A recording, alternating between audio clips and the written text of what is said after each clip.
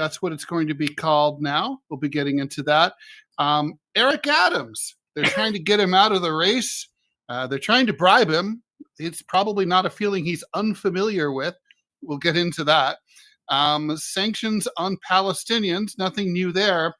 This time it's for having the temerity to oppose genocide. We'll get into the details there. And this part, I don't know if you care about this, but you fly a lot. I have a feeling you do. I do. Trump's decided to screw airline passengers.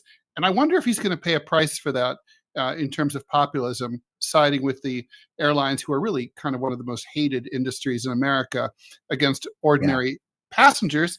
But let's just get to it. What do you want to talk about first, John? I'd like to talk about Eric Adams first, if we could. Absolutely. Only because deep down, I still have a love of the how the sausage is made at the State Department and in foreign policy. One thing about the Saudis, and this is why Saudi Arabia is being floated as a place for Eric Adams to end up. The Saudis have always insisted that they not have a career diplomat as the U.S. ambassador. They demand it, which is exactly the opposite of most other countries. The Saudis demand a political appointee. Why? Because they want to be able to pick up the phone, call the ambassador, and have the ambassador call the president, and the president takes the call. So if you're a career diplomat, the president's never heard of you. You can't call the White House in the middle of the night and say, the king of Saudi Arabia wants to talk to you. So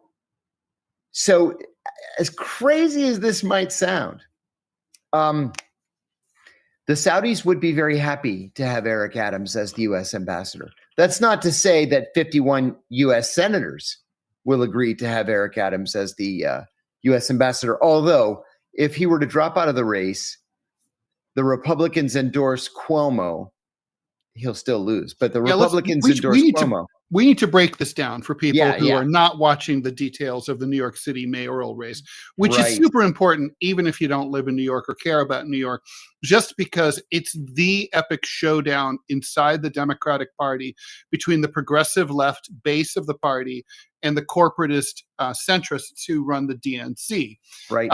So in the primary, Mamdani, the Democratic Socialist, basically a Bernie acolyte, managed to defeat a crowded field and is now in a general election. He's the Democratic nominee. That's Current right. polls, I just checked the Real Clear Politics averages as they currently stand. Zohran Mamdani is 38.2%. Bringing up number two, a distant number two, is Andrew Cuomo, former New York ass-grabbing governor. He is running as a third-party candidate. I think, if I'm not mistaken, he's on the fight anti-Semitism line. Subtle. Yeah. It's like that.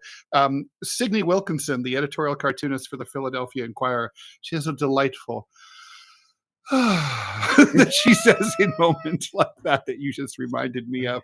And Curtis Sliwa, the founder of the Guardian Angels and the Republican nominee, perennial Republican nominee, is at 16.6%.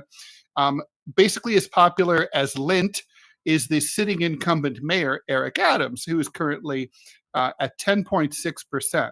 So the powers that be are looking at one outlying poll that seems to indicate that if you could get Adams and hopefully Sliwa to drop out, but certainly Adams, you might actually be able to beat Mamdani with Cuomo. So the billionaire class in the real estate interests, Wall Street, all those people, that's their plot here, right? So they're trying to clear the field for Cuomo. Oddly, the New York Post, which is the Murdoch organ here in New York, is still trying to push for Adams. I mean, honestly, Clovis, my cat, has a far better chance of being mayor than Adams. Seriously. There's no way. I mean, no. He's at 10.6% in the race. Yeah. Is the incumbent. Yeah, that's right. Mamdani is increasing in the polls. Adams has faced a lot of very credible corruption charges. I can't say that he's corrupt. I mean, I think it's my opinion that he is corrupt and takes bribes. Okay, but and I think it's the opinion of most New Yorkers too. But anyway, so they're trying to get. So they basically, the idea is, hey, let's get rid of Adams. Adams drops out and endorses Cuomo. Yeah. We'll work on Sliwa. Sliwa says there is absolutely nothing that that can convince him to drop out. He said they'd have to be run over by a car to drop out of the race. And I kind of believe Curtis. But Yes. it just seems it's all very desperate, right? And so Steve Witkoff, the Trump envoy to various global hotspots, including Russia, Ukraine, he's floating this. We don't know how far the food chain this has gone. We don't know if the Donald is on board with this or if he's just sort of, obviously he's reading about it. I don't know. I mean, how likely is this? You know what? I think it actually is likely, because Donald Trump's not stupid. I mean, we like to criticize Donald Trump, sure, but he's not stupid. And he knows his political instincts are obvious. I mean, yeah, if this was a stupid man, he'd be in jail right now. Exactly if he was a stupid man, he wouldn't be the first person to be elected president without military or political experience. He's exactly not stupid. Yep, he's not stupid. And so he knows that Eric Adams isn't going to win this race. He knows that there's not a prayer for Eric Adams to win this race. There's a better chance that Trump can have some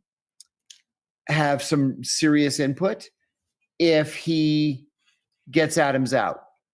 And so what do? You offer him ambassador to Saudi Arabia. Why not? That's going to make him happy. And the Saudis want a political appointee anyway. And then, he at least throws a little bit of a wrench into the Mamdani campaign. Even if Trump has already come to the conclusion that Mamdani is going to win, getting Eric Adams out of the race at least forces Mamdani to spend some money and would allow people to then coalesce around the candidate that Trump wants, which is either it's neither Curtis Sliwa nor Andrew Cuomo. It just makes it a little bit tougher for Mamdani. I mean, he's already got the maximum number of campaign contributions that he's allowed to accept. People are throwing so much money at him. So, I mean, it's hard to see how he loses at this stage. Yeah, seriously. And he's increasing in the polls. He's not going down. The more that they pay attention to him, the more that people like him in New York. I think all of this establishment stuff is just, not. It's counterproductive. Yes. And it's just blowback, right? I don't know. I think it's super interesting to me to see how this is all playing out. But I mean, I guess Eric Adams gets a soft landing. How is that post though? I mean, we talked yesterday about, the ambassadorial position in Athens, which I think all humans can agree is a nice job. How is Riyadh? I mean, you and I both, we have similar views on what it's like to live in Saudi Arabia. Yeah, my own personal view is that Saudi Arabia is the biggest open air prison in the world. But that's just me. When I was serving in Saudi Arabia, I served under two ambassadors there. One was Chaz Freeman, the legendary Chaz Freeman, who, God bless him, he's still alive. He has some health problems, but he is one of the leading voices out there in support of the Palestinian people. He went on to be the Assistant Secretary of Defense, and then he was supposed to be chairman of the National Intelligence Council, but the Obama people killed the nomination because he's pro-Palestinian.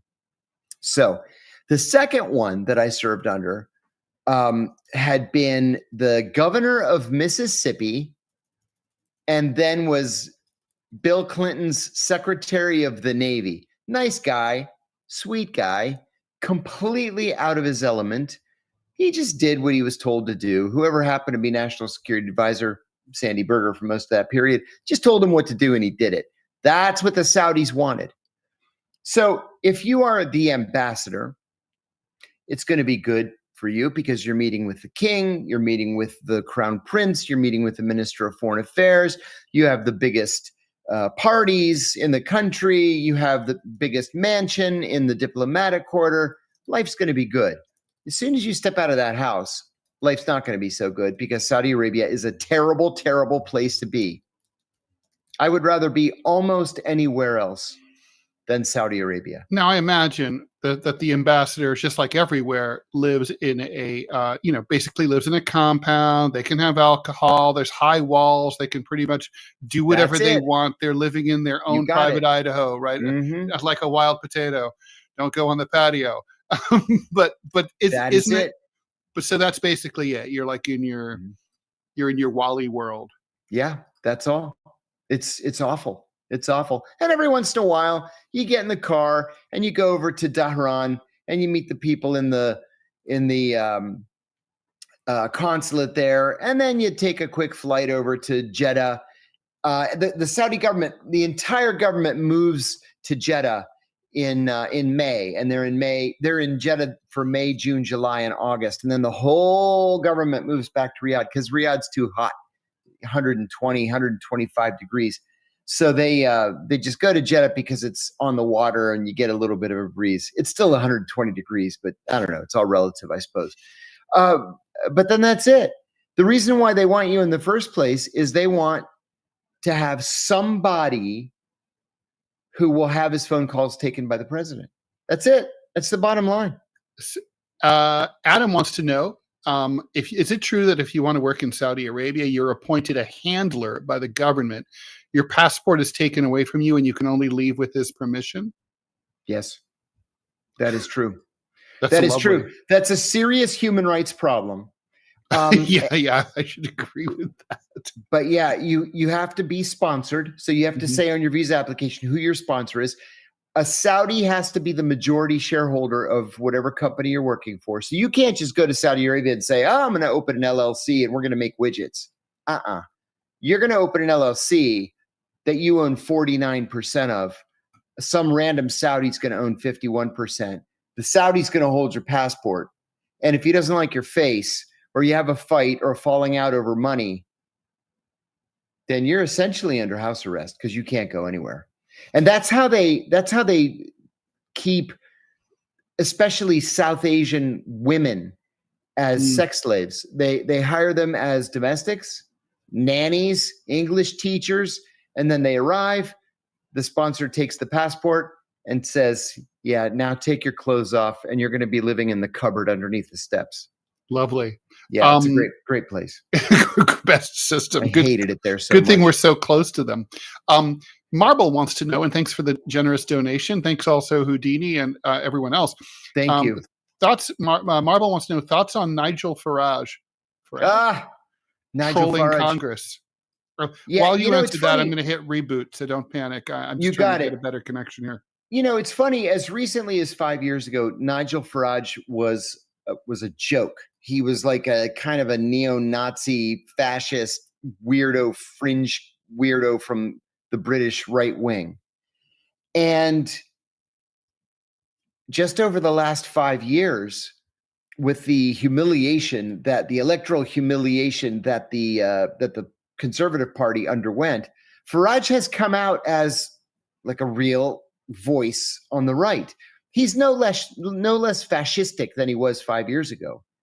He just has been accepted by the mainstream as a legitimate, and this is nuts to me, but as a legitimate right-wing voice. When I was last in London, I was there in March. There was an article in the Times of London. And the Times, of course, it's a conservative paper and it's owned by Rupert Murdoch and all. But there was a piece saying that Nigel Farage would likely be the next leader of the Conservative Party. If that happens, I could see the end of the Conservative Party as a viable political force. Really? I think because conservatives who aren't that conservative, that they're called wets, the WETS. I think the wets would move to the Liberal Party, which is not liberal. It's actually quite conservative, especially on foreign policy. And I think that the ones who remain by the Nigel Farage conservatives would just be sort of a rump party. Farage is a very interesting character because it sort of reminds me of what I've read happened in the UK in conservative politics in the run-up to the Second World War. There were a lot of Brits who thought Hitler was A-OK. And a lot of those Brits, it took years for them to change Oswald their minds. Mosley types. Yeah, exactly right. Yeah. Mm-hmm. People forget that the British Fascist Party was a real thing. It was a real thing, and there were members of the royal family that were members of it. By the way, thank you so much to Peter for becoming a monthly supporter. Hey, thank you, Rumble. Peter. Much appreciated. Okay, so let's talk about the politics here. I mean, Trump is going to. I think I've got to think that the reason Trump's not all in on this plan is he knows that it probably won't work. And, he doesn't want to get behind a plan that's likely to fail. That's right. And then he'll be made fun of, and he hates that. That's right. Yep. So, yeah, there are a lot of moving parts here. And in the end, look at it this way, too. Donald Trump does things that benefit Donald Trump. So how does this benefit Donald Trump? It doesn't really. I mean, I would think that it would be look, I think that the Republican Party is planning to go after Mamdani as basically turn him into their bitch for the next 4 years. I wouldn't be so sure it's going to work.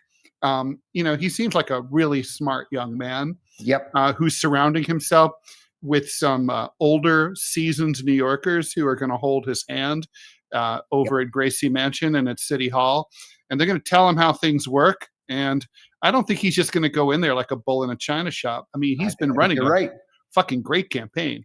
I think you're right, which is funny because, Ted, you remember better than I. You're a New Yorker. When Mamdani came out ahead, so many on the right, or not even really on the right, in the center and on the right, said, this is a fluke. It's temporary. We're going to keep running. Everybody's going to coalesce around Cuomo, and the DNC is going to live happily ever after. And that's not happening. It's not. No, not at all. Mamdani's political godfather happens to be Jewish. And so when people say, "Oh, Mamdani, he's going to open ovens for the Jews," and no, he's not. No. And New York voters, many of whom are Jewish, are voting for him, and they know what he's about. That's right. So we shall see. Nixon Barley says all of Mamdani's advisors are young. Guy is talking. That's probably true. I got to tell you though, he had that guy that God, now his name is escaping me, who was running with him, who ran against him in the primary and then endorsed him, and they kind of co-endorsed each other in the primary. And that guy is like older than we are, and he's holding. Yeah, I think that it's a big part of it. We'll see. We will see. Hey, before we move on too, we've got a good question from Road Beef here. If we mention Farage, I must also ask Ted and John for their opinion quickly on Boris Johnson. 2 peas in a pod. I think there was nobody in the UK more shocked when Boris Johnson became prime minister than Boris Johnson. He was a joke. Yeah. And not just a joke. He was a provocateur journalist who made a career by pissing people off on purpose, right? He was one of those original, I have an opinion, right-wing journalists, and what are you going to do about it kind of people. But I think that he got into politics just to troll people. And one crazy thing led to the other, and then he found himself to be prime minister. I will say another thing, too. Every time I go to the UK, I visit my host family, the family that sponsored me when I was 19 years old, and I lived with them, and they are absolutely wonderful, awesome people. My host father was a member of parliament in the 1980s for the Liberal Party.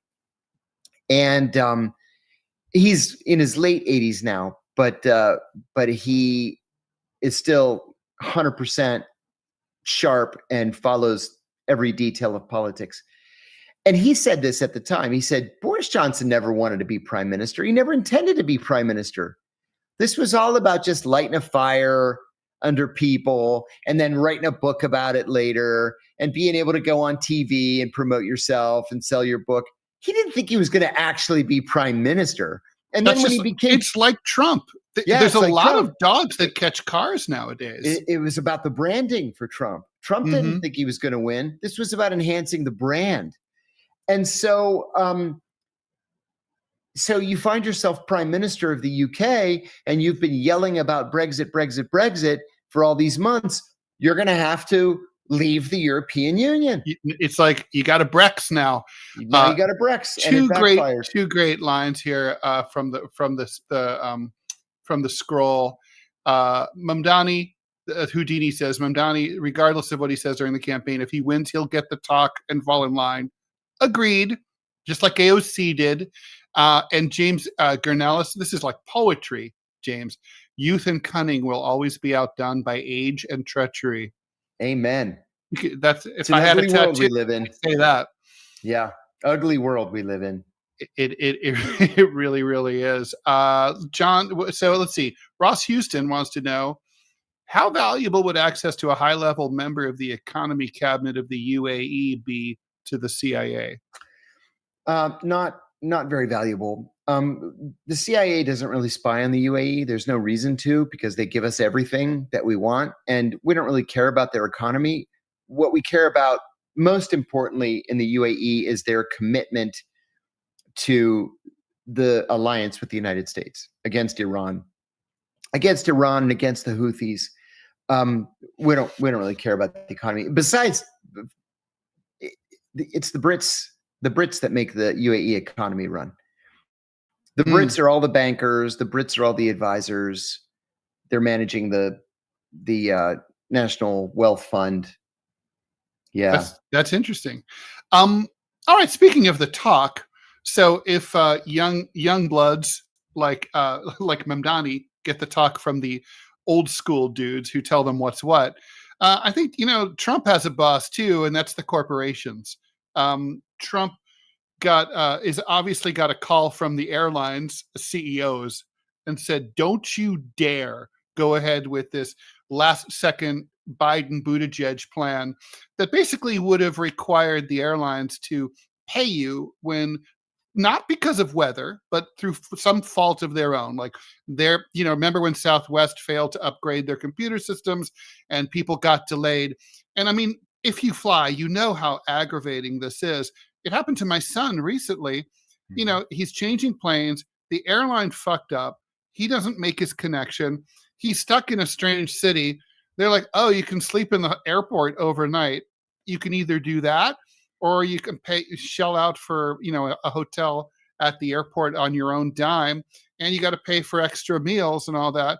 Well, in Europe, and I have to say this is an imperfect system, but in Europe, they have a system where if the airline fucks up, you can put in a claim and they have to pay you. They have to compensate you. Buttigieg and outgoing Biden pushed this through like too many good things that they came up with. They did in a cowardly way on the way out the door. So it never went into effect. And now Trump is sort of quietly on a Friday getting rid of this. Airlines are scum. They make billions and millions of dollars in profits. They are, squeezing us in. It's unsafe as shit to fly. I mean, for me, okay, I'm 6'2". I'm jammed in the seats, but that's not my main concern. The deep vein thrombosis I can live and die with. But if you ever had to evacuate the plane, which I've had to do, you can't, because there's no way to get past anyone. You can't. The aisles are too narrow. I mean, it's literally a safety issue. And so, is. I mean, I just wonder. This is such a corporatist Reagan type move. It's the kind of thing that by itself, it's not going to be enough to destroy Trump's coalition. But if you saw more and more of this, do you think that we would lose people like that Trump would? I mean, Trump's already lost producer Robbie, who voted for him, but would he lose more people like producer Robbie, more populist conservatives who are kind of like, well, you don't care about the people, you only care about the companies, or are they just like not going to be aware of it and not pay attention? See, I think unfortunately it's the latter. I think most people aren't paying attention. And this is one thing I really hate too, is Americans have just accepted the fact that it's okay to be treated like cattle. I was in I was in Spain in like February or March or something like that earlier this year. And I had to fly from Madrid to Dublin and then Dublin to Washington. So there was a mechanical problem in Madrid. And finally, they got the plane fixed and they sent us to Dublin, but I missed my connection. Because it's not my fault I missed the connection.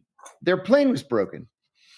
So I went to the little desk there, the information desk, and I said, hey, I was on this flight from Madrid. Oh, yes, we've been waiting for you. You're Mr. Kiriakou? Yes, I am.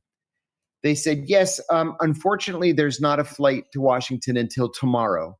So we've booked you in this 4-star hotel with buffet breakfast that could feed an army. And your ticket was $1,200. We're going to refund $600 of the dollars.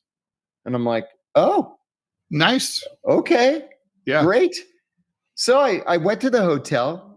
They had a shuttle bus waiting to take those of us that had to spend the night. Took us to the hotel, expedited check-in. It was a gorgeous hotel in the center of Dublin, gigantic buffet. And then I went around, did some sightseeing, and went back to the airport the next morning and flew to Washington.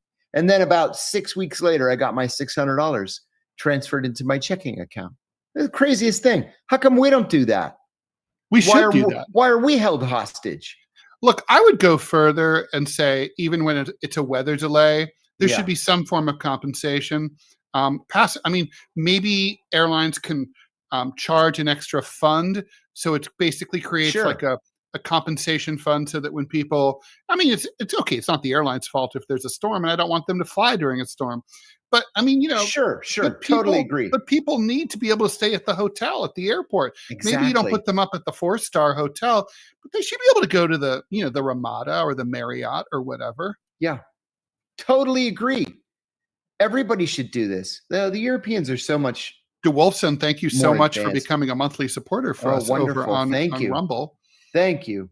Robbie, go ahead and put that ad up, and I'll go ahead and read it when you do. It really it stuck in my craw, this news, and I did notice that it was happening on a Friday news dump day. Sort of at a time of the year when people are still spending a lot of time outside on the weekend, and I think they know this isn't popular.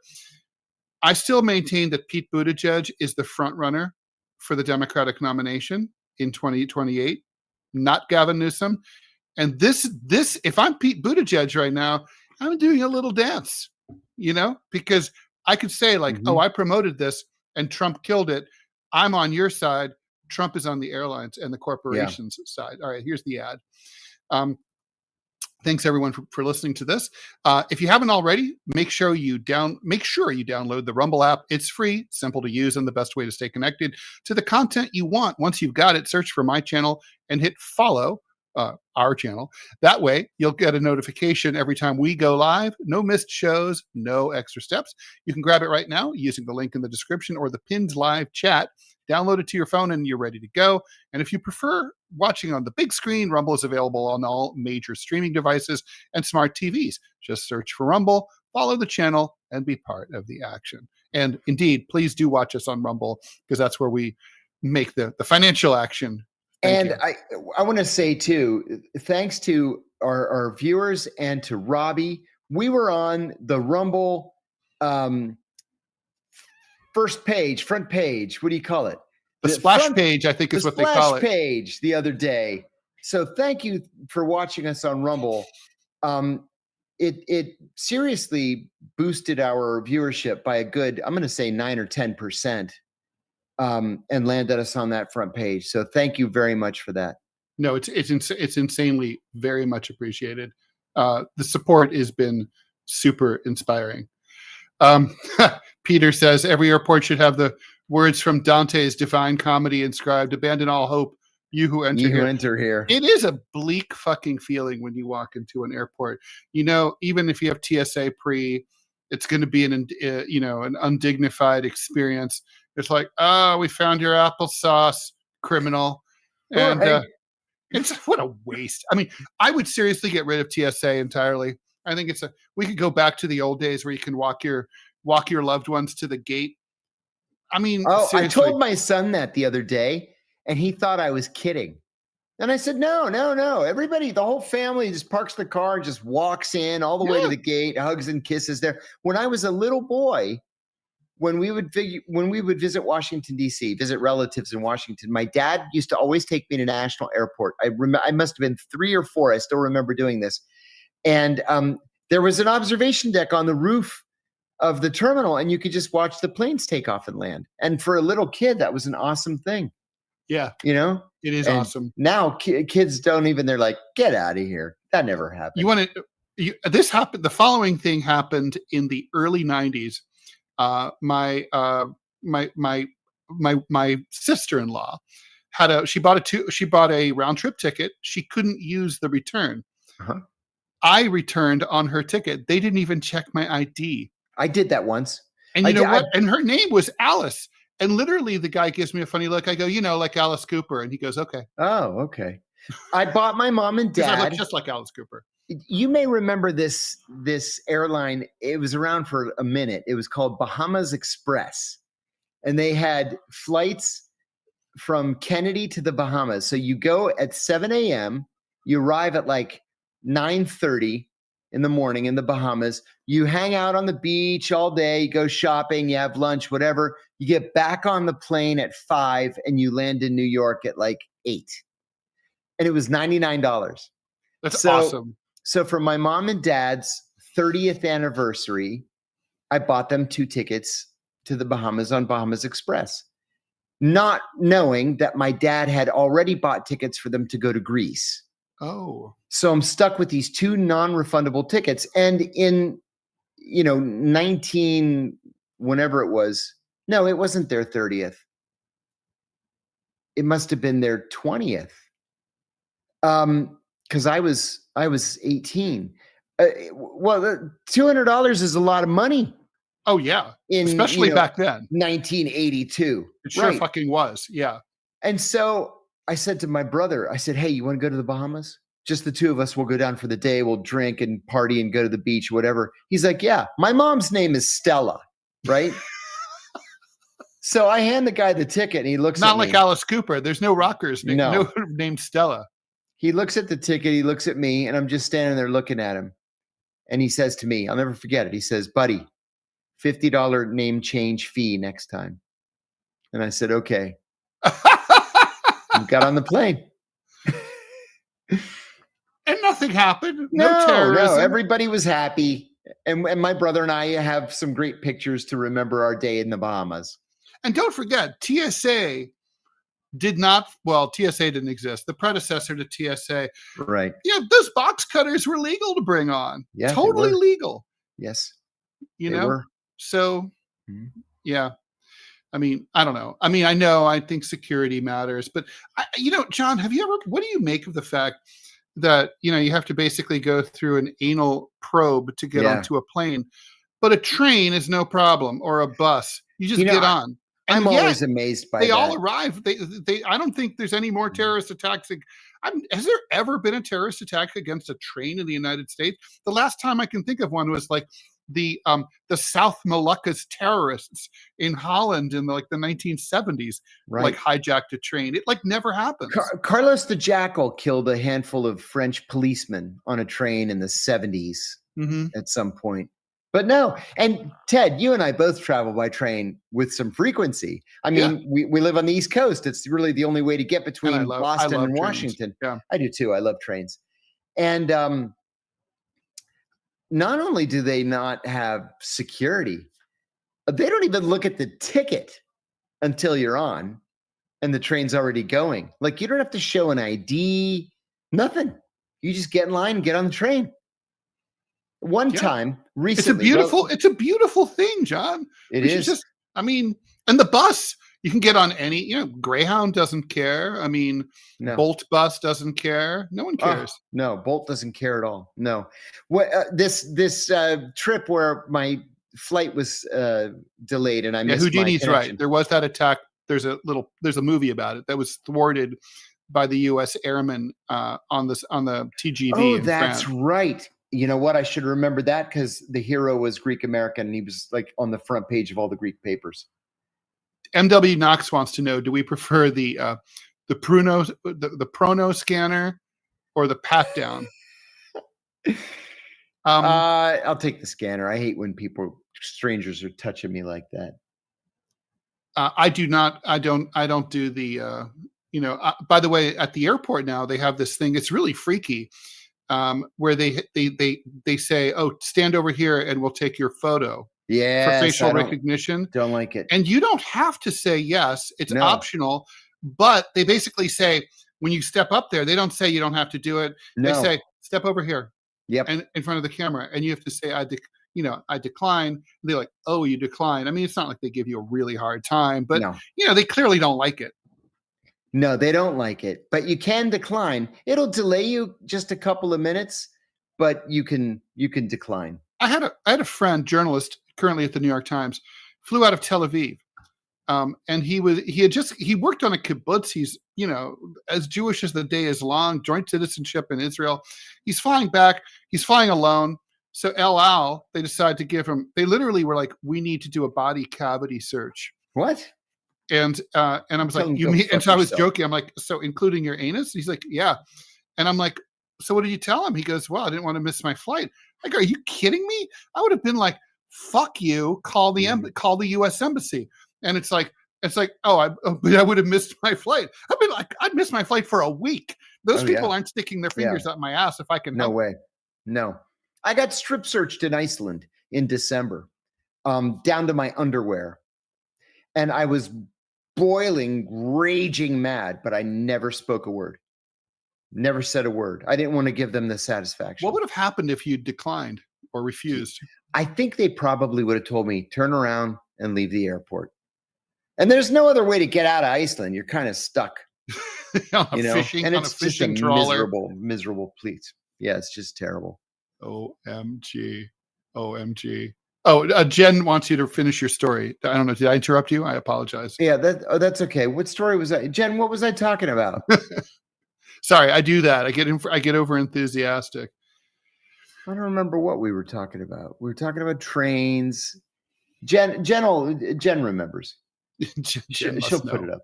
She's a follower, a frequent follower, so she has to remember. Okay, so we have it. We did Eric Adams. We should probably talk about we have to do the War Department, DOD. John. Yeah, we have to. And you know what? Call me crazy, but it is a federal. It was your train story, Jen is saying. Sorry. Yeah, I don't remember what I was saying about the train. I'm sorry. If you think of it, let me know and I'll finish it. All right. So, War Department. Yeah, it is a War Department. It was the Department of War until 1947, and President Truman changed it because it sounded kind of warmongery. But it is. What was it about World War? I mean, it's weird that, I don't know the politics of this. Why did Truman change it in 47? I mean, we just won World War II. Everyone loves us. I mean, was it just, what was the point? He didn't want to be seen. He didn't want the United States to be seen as an aggressor, as an imperialist. And so he changed it to defense. But listen, we're all relatively moderately, intelligent people. We can tell the difference between defense and offense. And we're an offensive military country. Really, yes, since we achieved, so-called superpower status at the end of the Second World War, we invade countries all over the globe. Hundreds all over the place. We're overthrowing governments. We're invading. We're occupying. It is a Department of War. We're So, invading you know their what? airspace. I have no problem with this change. Well, Now, he signed, I'm sorry, let me finish this thought. He signed an executive order. He announced it last night. He signed the executive order today mandating the change. A president can't change the name of a federal department. It has to be an act of Congress. Do you think Democrats will go along with it? Or do you need, is it a simple majority vote? Simple majority. You need 60 in the Senate because you have to break cloture. But I mean, there's so many more important things to worry about. I don't think the Democrats are going to care one way or the other. I wouldn't. But they may oppose it just to make life harder for Trump and for the Republicans. Well, liberals, but Trump is right about this. Pacifists have been saying for years that it should be called the War Department. So I'm wondering what they're going to say about it. It is more accurate. I have no problem with it at all. I mean, definitely Trump's statement yesterday was hilariously insipid, where he's like, defense sounds too defensive. We also have to be offensive. And I'm like, don't worry, Donald, you're always offensive. But it's just so dumb. But yeah, I'm totally fine with it. No problem. I just wonder if it's going to maybe backfire in the future and make it a little more difficult for the defense appropriations to always get rubber stamped year after year after year. Sorry, the war appropriations. Hey, I want to ask you too. We have a question here. It's an important one. First of all, my good sir, thank you very much for that $10. He says, can you please cover the breaking story about U.S. Marines going into North Korea and killing North Korean civilians? Oh, yes. To me, this is a huge story. It is a huge story. And I want to read to you Trump's response. Trump was asked if the administration had engaged with North Korea since this happened in 2018. It's a story broken by the New York Times. And listen to this response. Quote, I don't know anything about it. No, I'd have to, I could look, but I know nothing about it. I don't know anything about it. I'm hearing it now for the first time. First of all, liar, liar, pants on fire. We're not going to send SEAL Team 6 into North Korea for a botched operation where they start shooting civilians and the president didn't know anything about it. That's not how covert operations work. Not only did the president have to know about it, he had to physically sign a paper called a finding authorizing special forces to do something like this. So he's lying. So to bring people up to date, in case you didn't follow this piece in today's New York Times, John, correct me if I get any of the details wrong. I'm just doing this by memory. But in 2018, at the time when relations with North Korea and the U.S. were sort of thawing, and the U.S. thought, and Trump was hoping there could be a rapprochement, they wanted to learn more about Kim's thinking. And they thought they have a device that would allow them to eavesdrop on Kim's communications. But the catch was that the device had to be planted on North Korean soil or it wouldn't work. So SEAL Team 6 was assigned this task. They planned it out well and practiced a lot, but it didn't go well. And basically when the weather was a little off, the landing didn't go quite right. And basically the water was super cold. The conditions were hard. And basically while they were trying to do it, they saw a North Korean boat arrive and nobody spoke Korean and they couldn't hear what they were saying anyway. They thought it was kind of like, look, there's something going on. And so anyway, they aborted the operation, shot the people on board who turned out to be fishermen. Killed everybody. Killed everybody. Killed everybody on the boat. And screwed the pooch and took off, right? And didn't manage to plant the device. Yep. And the New York Times got this information. And basically, in the context of apparently SEAL Team 6 and groups like it often have botched operations, and they tend to brag about their successes, but the failures don't get much PR. And this was one of them. Yeah. And Trump had to personally sign off because it was so risky that they were worried about they could be caught they could have been captured or killed on North Korean soil. So it would have been a huge embarrassment and a massive international incident. Huge. And listen, there was a serious violation of protocol on the part of the White House too, because the law says that the White House has to inform at least the Gang of Four, if not the Right. entire committee on both sides. The Gang of Four being the chairman and vice chairman of the Senate Intelligence Committee and the House Intelligence Committee. If it's so sensitive that you want to keep it, eyes only, you do the Gang of Four. And they didn't inform the committees either before or after the operation. I mean, heads should have rolled and nothing happened. May I add too, Helwa Qasim says, John, yesterday you mentioned Afia Sadiki. Can you tell us more about her, please? And thank you. Thanks for that. Do we have a minute, Ted? Absolutely. So I had Afia Sadiki's attorney over at my house today for coffee, and we recorded an episode of my Deep Focus podcast, talk about Afia Sadiki. Afia Sadiki was a Pakistani American neurosurgeon with a PhD from Brandeis and a bachelor's degree from MIT. Woman was absolutely brilliant. Her sister also is a PhD, like neurologist or neurosurgeon or something like that. Afia self-radicalized right around the time of the World Trade Center and Pentagon attacks, 9/11. And she went back to Pakistan and she volunteered to join Al-Qaeda. So we capture Khalid Sheikh Mohammed in August of 2002, I think is what it was. And he said, oh, there's this woman, Afia Sadiki. She's really bad. I'm ratting her out. You need to grab her.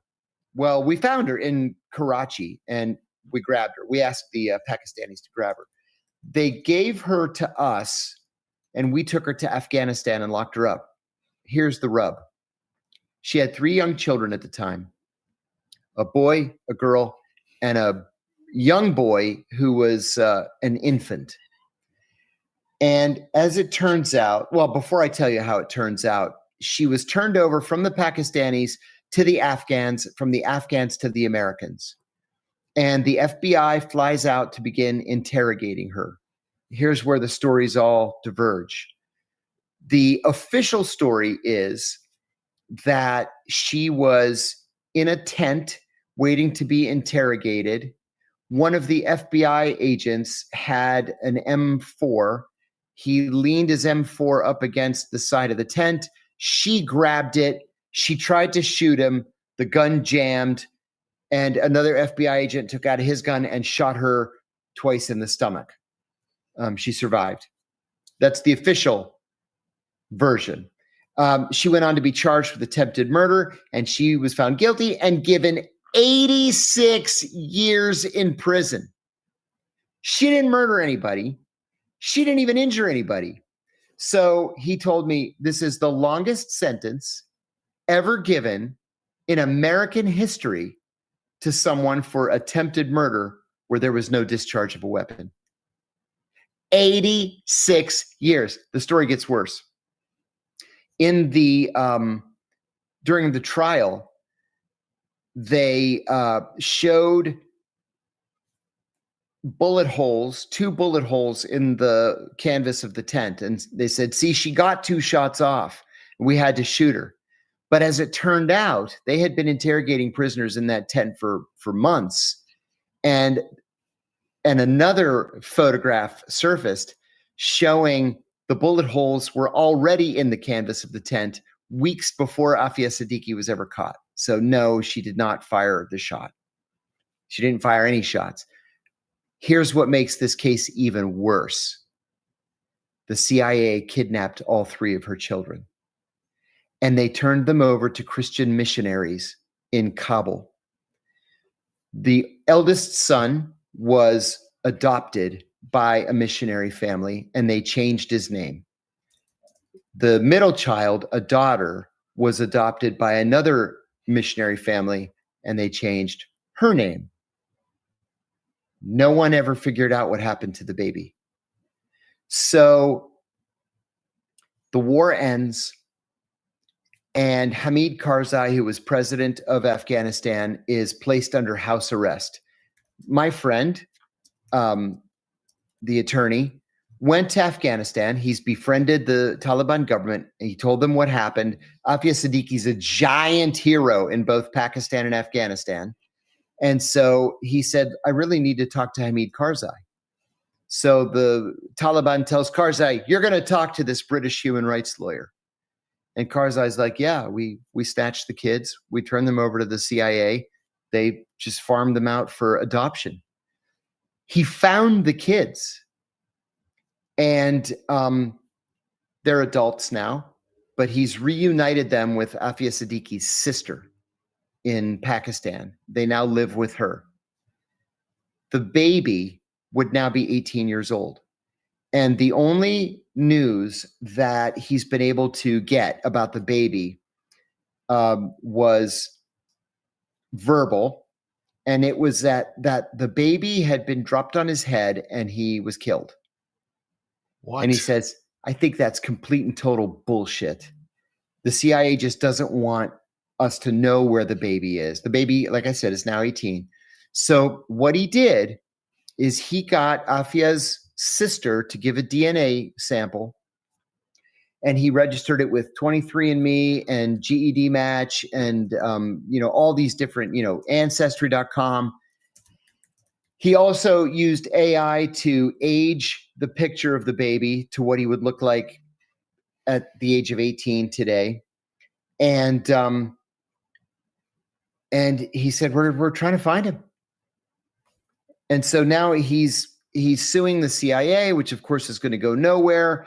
He's suing the FBI, which is going to go nowhere. And he said, look, I know we're not going to win any of these suits, but I'm hoping that the suits garner enough public attention that some 18-year-old dark-skinned kid out there is going to say, maybe this is me they're talking about. And that he does a DNA test. So I said, well, what about Afia? She's going to die in prison. She's at FMC Carswell, which is a maximum security medical prison. She's in solitary confinement and has been in solitary confinement since 2008. He told me that she has, for all intents and purposes, lost her mind. And of course, the prison doctors say, yeah, she's faking that craziness. It's not from being in solitary confinement for the last 17 years. She's just faking it. He told me that on Thanksgiving, she was given a plate of food with turkey, potatoes, stuffing, and corn, and some pumpkin pie, and she let it sit. And they asked her why she didn't eat her Thanksgiving dinner. And she said, no, she's saving it for her son because he must be so hungry by now. And they wrote it up. They said, she's faking this PTSD. She said that she's waiting to feed her son, and everybody knows her son is dead. So I said, well, what can we do? And he said she does respond to letters. He answers. His name is Clive Stafford Smith. Hold on one second. I'm going to find him. There he is. Listen to what an awesome guy he is. He's a member of the Order of the British Empire. The Queen Elizabeth, gave him an OBE because of the work that he's done on human rights. He has never charged a client a single dollar in all of his life. He just lives on donations. He's devoted. He's represented 66 Guantanamo detainees, and he's gotten every one of them released, all 66. And he says to write to him, it's Clive Stafford Smith 2020@gmail.com. He will deliver the letters to Afia, but he said her only hope is that President Trump commutes her sentence and lets her go home to Pakistan, and that's not going to happen. John, I hate to bring this up, but we do have some breaking news. Also, I should probably, we have another ad. So Robbie, whenever you're ready. But first I'll break this. So a federal judge has blocked Kristi Noem and the Trump administration from getting rid of those temporary Biden era protections for the Venezuelans and Haitians that they're trying to deport. Ah. The judge was extremely upset with the administration. U.S. District Judge Edward Chen said that Kristi Noem illegally stripped that status in a truncated and condensed timeline that did not follow the law. So another defeat in court for the Trump administration, but I think they see that coming. Let me read this ad. Quick pause to tell you about Pickaxe, the creator and user-first platform built for people, not algorithms. You know what big tech is up to. Data mining, bot-driven feeds, black box AI deciding who sees your work. Instead, Pickaxe hands you an algorithm-free chronological feed with native Rumble playback, auto-publishing of your live streams, free blue check verification, and full monetization control. Your voice, your rules. Best of all, the web version is live right now, and their iOS and Android apps drop next month. On Pickaxe, your Rumble videos play seamlessly right in your feed, as if they were built into the platform. No embeds, no workarounds, just smooth native playback. Even better, in beta now, creators can connect their Rumble channel to Pickaxe to automatically post live streams and videos so your followers never miss a moment. We'll have to do that. You can also write full articles directly on Pickaxe today. In fact, I did that today. And later this year, you'll be able to blast them out as well as email newsletters with one click and build up your own email list for direct audience access. Monetize on your terms through paywalls, revenue sharing, or affiliate ads that auto-insert promo codes and tracking links. And because bots shouldn't steal your spotlight, Pickaxe hands you a free blue check so everyone knows it's really you. Pickaxe is building tech that builds up humanity, algorithm-free, noise-free, human-first. Head to pickaxe.com, sign up, and take your platform to the next level. Real voices deserve a real home. I like that. John, what about this latest court thing? I mean, obviously the Trump administration is used to this. They do what they want. They know that while they're doing it, the courts are slow. The courts will get around to it. When they lose, which they do, they appeal. They appeal, and I guess their ace in the hole is the Supreme Court, which seems to be really supplicant. Yeah, I agree with you. I think this is the strategy. The strategy is do anything you want and let them sue you. And so they lose 50%, 60, 70% of the time, whatever. But they do what they do in the interim. And then in the end, they win a couple. So yeah, I think it's the policy. I think that they fully expect to lose. And they say, we don't care. We're just going to do what we want. Indeed. Yeah. Oh, can I add one last thing about Afia Sadiki? Somebody's asking me what was her side of the story. Her side of the story was actually quite believable. Her side of the story was she was sitting in a chair in the tent. When the FBI agents arrived, she heard them speaking English. And she said, "Oh, the Americans are finally here," thinking the Pakistanis snatched her, turned her over to the Afghans. The Americans are going to save her and protect her. So she says, "Oh, the Americans are here." So she got up, she took off her veil, looked through the slit in the tent.